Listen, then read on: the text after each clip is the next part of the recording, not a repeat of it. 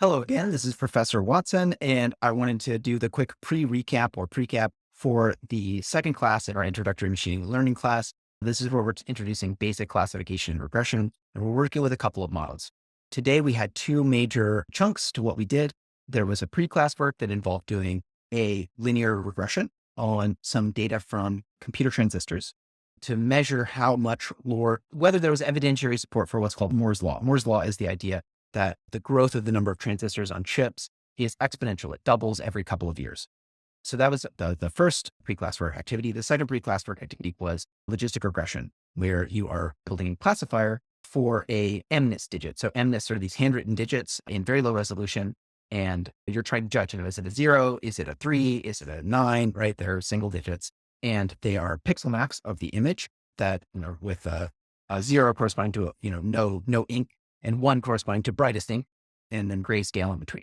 So you have an array that characterizes each digit, and you're trying to get a logistic regression model that can pick out a digit. For this first one, I asked students just to contrast a pair of digits. So try to tell zeros from ones, something like that. Okay, so the first activity that we did was we sent students into breakout groups to just kind of co-register and make sure that they had succeeded on both of these pre-class work tasks. I think it's very important to be able to draw on code from other students and to be able to kind of make sure that people are able to build the thing so that they can kind of continue along this engineering pipeline, which is such a big part of machine learning. After they came back from that, I had them show some of their plots and debate whether they thought Moore's Law was continuing. Some of the students had let's see if the pad, some nice ones here, something bigger over here.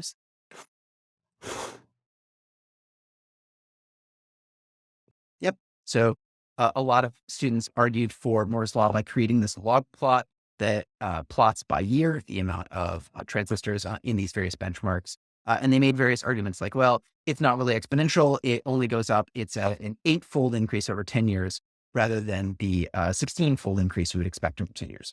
Right. And so maybe there's one less doubling period. So maybe Moore's Law is slowing down a little bit. Other groups actually kind of use some funny business to plot look at the noise cloud of the data or to transform the data in useful ways. There are different benchmarks, and some of the benchmarks don't show improvement, but actually flattening out or even decline. And so if you're clever about the data that you select, you can actually make an argument that computers are slowing down over time. We're getting less transistors every year if you can cherry pick your data. The major point of this activity was to get students to start thinking about the data that they're working with as, real numerical data that has, various properties mathematically, but also has various physical properties from how it was generated. Dillas in the class actually made a really great point toward the end where she started to make arguments about, I think that it's slowing down because there are these physical limits in computer processing chips that are actually driving it. That's an argument that comes from outside the data. And if you are doing machine learning, you will always be eventually forced outside of your models and outside of your data. Your models are fictions that describe this numerical data that is a fuzzy observation of the real world. Eventually, you're going to make claims but if you want to make claims that your machine learning models are useful in the real world, that is like making a claim that a fairy story is a good model for living. And you're going to have to, and that's not a crazy thing to do, right? I do actually think that it's probably a good idea to do your chores and not wander into the forest and get eaten by a wolf or something like that. But it is a kind of vaguer connection.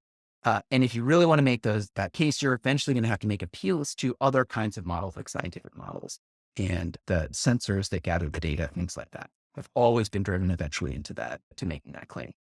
We will also have to do lots of pre-processing. This data, it's a good reminder, the complexity of this data, how it was gathered, the different benchmarks that were used to test the different computer processors. It's a good reminder that your data is complex and, incomplete and fuzzy, and you're going to have to work on it somewhat to get good results out of your models. I think everybody did a great job on that.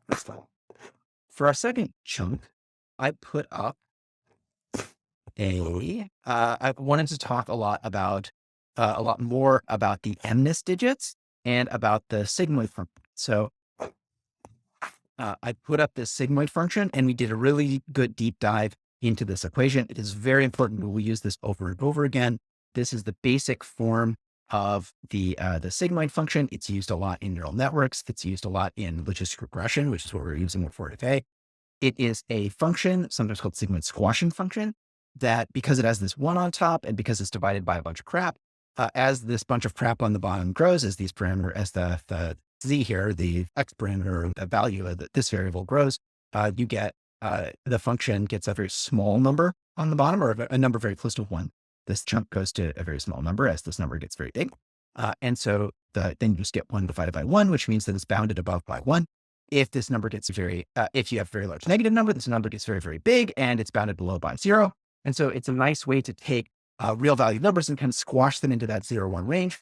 Once numbers are in that 0, 1 range, it is fun to interpret them. You can often interpret them as a probability. You can use this to approximate various probabilities by having these very, very large real number values get squashed into the range of a probability. And then you can use that output to make probabilistic interpretations.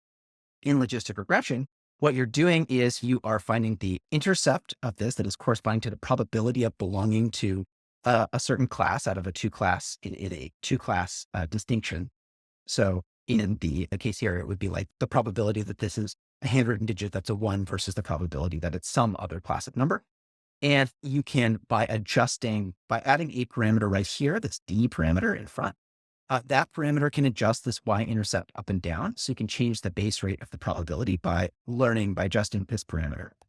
And by adding this H parameter, you can change the steepness of this curve, right? So you can turn it from a very fuzzy boundary between classes to a very sharp boundary between classes. I put up a whiteboard here that I think is kind of useful for showing some of that. Find it here. There we go. Put that big again. Okay, where you have, imagine you have two classes of data, some red data and some blue data, and you're crawling along this sigmoid function, right? If you have a very steep sigmoid function like this, that kind of it might be a useful model of this case where there's this big gap between the data, where there's a big rapid transition from red to blue.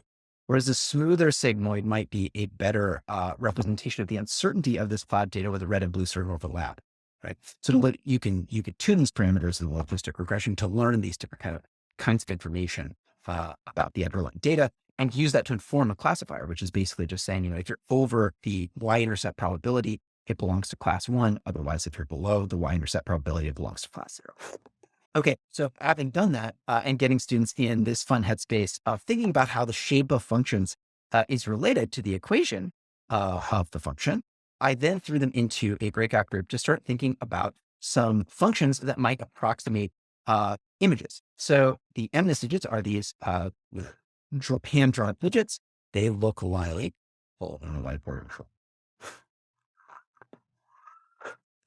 this. I have a number 1 like that. And I asked students, hey, write me down a function that might approximate this vertical line that's number 1, right? So you might get something like, x, right? That's a reasonable approximation of that, right? Then I said, give me something that gives me a circle, like a 0, right? And then you might start thinking in terms of, something like 1 equals cosine x squared sine x plus cosine y squared, right? So then you get kind of ellipses, shapes like that. You might get, if you want to do something like a 2, you might need a piecewise function, right? So you might say, well, if you're above here, you have kind of a flat y equals 5 or something like that. And then you have kind of y equals x in this piece of the function. And then you have y equals 3 in this piece of the function, right? You might even need a complex value function if you're going to assign multiple values. Y, that's a thing that you might need. But that you can approximate all of these shapes. But what I'm getting at here is for a future class where if you had a universal function approximator, which we will have when we start talking about neural networks, that universal function approximator, you can train to produce these fancy functions that are all these different kinds of shapes. You can use them to approximate a probability by approximating the sigmoid function. You could use them to approximate a number 1 by approximating x equals 4, right? This is one of the major kind of deep thoughts of machine learning, that many of the, when we look out at the world, we can see these patterns of data in the world. We see these images that are these maps of color, right? And we generally don't think of them in terms of maps of color. When I look at my face, I think, oh, that's me, right? I don't think, okay, I'm an array of pixels, right, on this screen. I have these glasses. These glasses have 2 ellipses. I could approximate those with these classes or two, that a function that approximates the ellipse of these two different things. A line going back here, I have this kind of 5 o'clock shadow. So that's kind of like a Gaussian noise mixture over the bottom of my face.